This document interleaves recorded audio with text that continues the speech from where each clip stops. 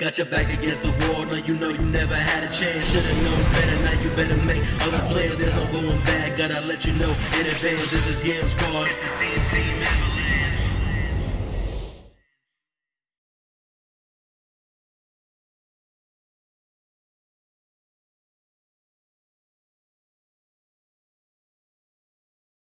Alright, so before I get started, I want to put one card in the front because the only reason that this deck is back, as you said, is because of this card.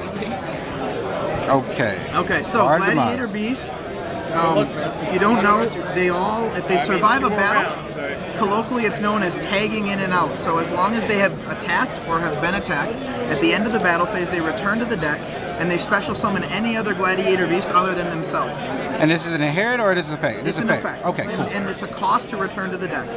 So then each individual Gladiator Beast, its effect activates when it's special summoned by the effect of a Gladiator Beast. Cool, so if you strike it, then the monster stays in deck? Stays in deck, that's correct. Then no monsters come back. Okay. Yep, that's correct. That's for you new players. So the first monster is Gladiator Beast Hackary. He's an 1800 beat stick. Most importantly, he's a Beast Warrior. You'll see later for purposes of tanky. When he's special summoned from the deck by the effect of Gladiator Beast, his attack becomes 2,100. Gladiator Beast Darius, when he's special summoned by the effect of a Gladiator Beast, he can target one Gladiator Beast in your graveyard and special summon it from grave. To a quest.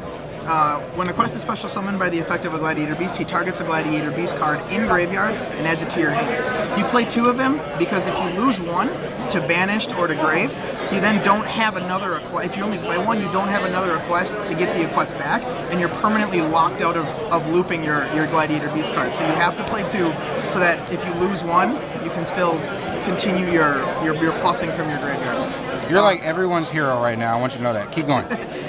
Gladiator Beast Bestiari. Yeah, you'll probably recognize this card's name. He's been on a ban list for over a decade. He's MST. Yeah, he is MST, and more importantly, he is the named fusion requirement for Gladiator Beast Gyzeris, their contact fusion. We'll get to that later. And the final card, and I might get some flack for playing this, but I played one Mermail. Targeting is bad, but when he's special summoned by the effect of a Gladiator Beast, he targets a monster in the field and pops it. It's a Gladiator Beast name, and spot removal can really be good, especially to pick off leftover monsters that you don't want to deal with. So that does it for the Glads. It's actually only a 6 Glad Beast count, and that's because you want to keep your monster count low when you play Card of Demise, so you don't have to pitch all of your Glad Beasts to grave. Then I'm moving on to the Fire Fist cards.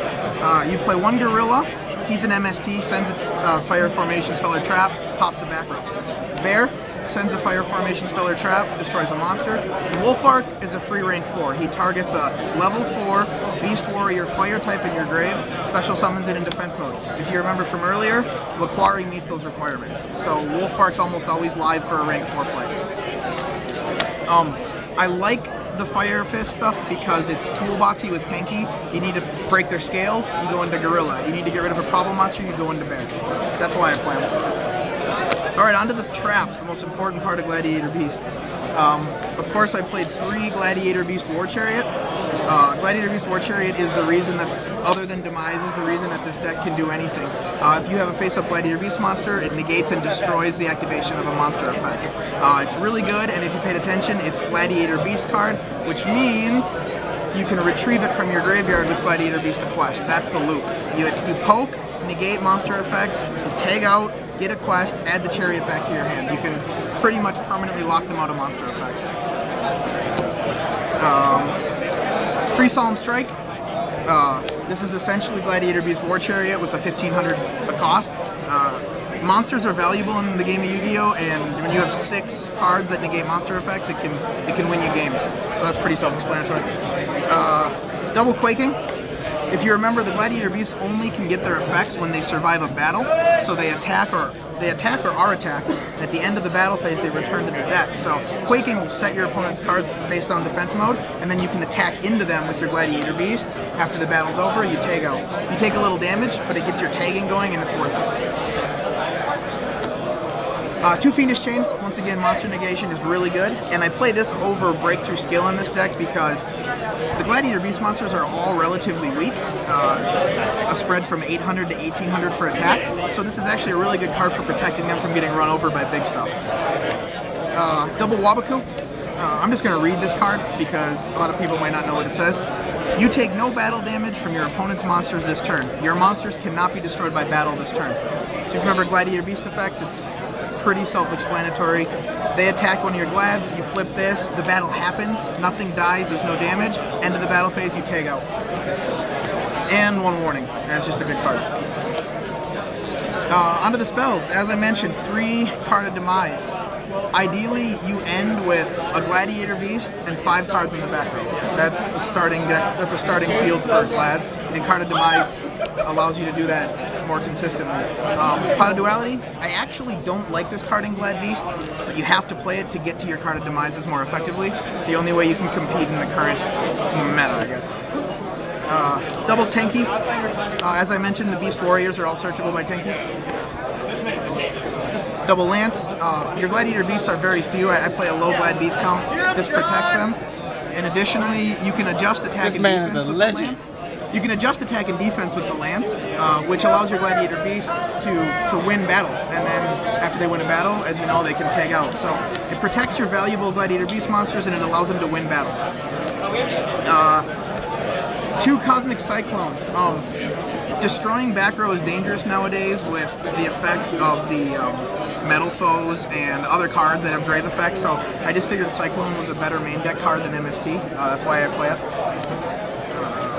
And now the 1-of. So you play Upstart. Once again, it's just to get to your Card of Demise faster. MST.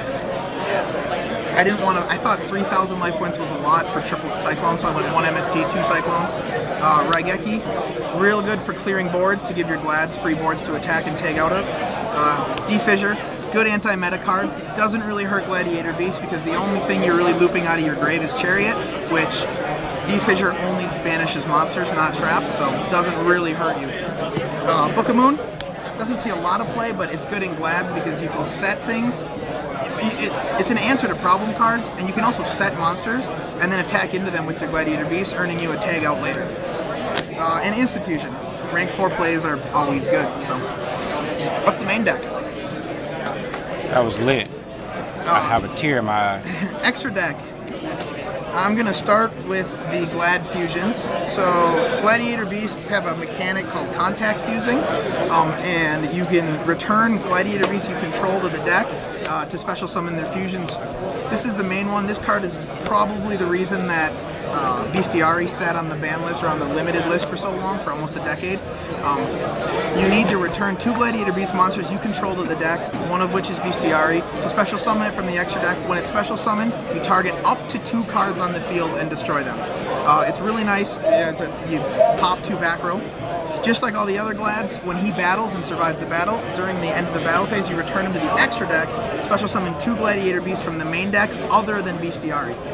It's really good. 2 tag-ins are good. You can loop back with a quest, pop problem monsters with Mermail. It's a good card. Gladiator Beast Neurochius, he is Armades. He requires any 3 Gladiator Beasts to contact fuse. When he battles, he returns the deck to special summon any 2 Gladiator Beasts. Heraclinos, he is Light and Darkness Dragon, more or less. When your opponent activates a spell or trap card, you can discard a card from your hand to negate the spell or trap card. It's really good. You have Herc, a couple cards in hand, and a Chariot. So you negate monster effects, you can discard to negate spells and traps. Late game, it can really lock an opponent out of playing. He does not tag in and out. He's incapable of returning to the extra deck. So once you go Herc, you never go back. And Esadari. Esadari is not a good card, but I play it because it can get you out of really sticky situations. If you lose your Mermail, or if you lose your Bestiari to the grave, you can get them back with Darius. You get them back with Darius, and then you contact fuse any 2 Gladiator Beasts. They go back into the deck. Now they're available again to be toolboxed out later and used. And he's any 2 Gladiator Beast. He's just a 2500 beat stick, but he does have the name Gladiator Beast for purposes of your War Chariot. That's the only reason I play him. I understand it's not a good card, but it can get you out of sticky situations. Norden for the Instant Fusion. I play double Utopia and double Lightning. Last format, people would leave tin cans on the board with 0 attack. This format, people leave other things with low attack on the board. This can steal games, and obviously it's our mateys. So he can detach 2 to go up to 5k, 5,000 attack, and attack stuff. This card's too good, and you can win games. He can win games by himself. I play double Constellar. It's rank 4 spot removal. It's really good. Shuffling pendulum so they don't go to the pendulum scales, or to the extra deck. Fire King, he's a Fire Fist card. He requires 2 Beast Warriors. When you overlay, he sets a fire formation spell or trap directly from deck. It's pluses, which is good, but additionally, he can detach to negate all non-Beast Warrior monster effects on the field until the end of the turn, which is the main reason that I play him. Giant Hand. Like I mentioned, monster negation is very good. I like Giant Hand over other options. It might not be best, but I'm open to criticism. Heartland Draco. I've won almost 1 game every match that I've won. I've won 1 game at least with Heartland Draco this tournament. People don't care about life points. They willy-nilly Solemn Strike, Solemn Warning your things, pay life points for costs, and they'll sit right around 2k thinking that they're safe. You drop a rank 4, detach, attack directly for game. I think this card steals games as well. And Dweller, anti-BA, anti-Graveyard. Side deck. I'm a little bit disappointed with my side deck today, so don't judge me, but this is what I played. We won't judge you out loud. I played double Flying Sea. This is anti-XYZ, mostly anti-Burning Abyss, because if you let that deck start going, you just get outpaced and out-resourced and you'll lose. The double MST, if you remember, I mained 1 and 2 Cosmic Cyclones, so you can side into a total of 5 anti-back row, and that's mostly for Pendulum decks, just popping scales. Soul Drain, against Yang Zings, against... What you got against Yang Zings? No, I'm just kidding. I'm just kidding. And Magic Deflector. Everyone, after they see you're playing Gladiator Beast with Card of Demise, they'll watch you set 5 back row and they'll side in all 12 copies of Twin Twister against you. So this card is anti-Twin Twister, anti-Stormforth. I think it's a generically good card. It's probably not good anymore, but I really find it can help against Twin Twister. Iron Wall, against decks that banish. Kozmo. I heard Monarchs were still topping stuff. I haven't played a Monarch yet today, so I severely regret siding this card, but here it is. Mask of Restrict prevents tributing. It's been useless all day. They're here, and Kaijus. Shadow Imprisoning Mirror, anti-BA. You can't let that deck out-resource you, which it will if you don't stop it. And Double Limb. This is for Blue Eyes and Kozmo. That's my Glad Beast deck. I am currently 4-2-1. That was freaking awesome.